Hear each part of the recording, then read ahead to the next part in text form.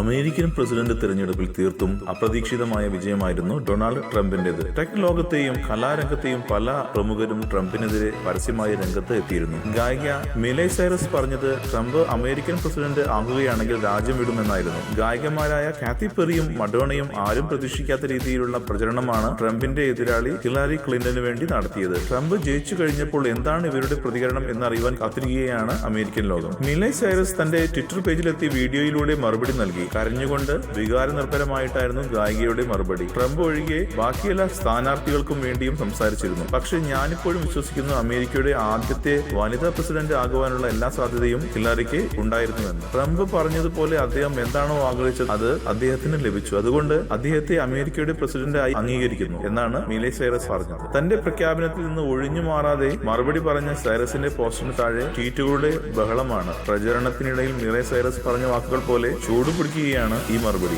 കൂടുതൽ സിനിമാ വാർത്തകൾക്കും വിശേഷങ്ങൾക്കും ഇപ്പോൾ തന്നെ സബ്സ്ക്രൈബ് ചെയ്യൂ മലയാളം ക്രിയേഷൻസ്.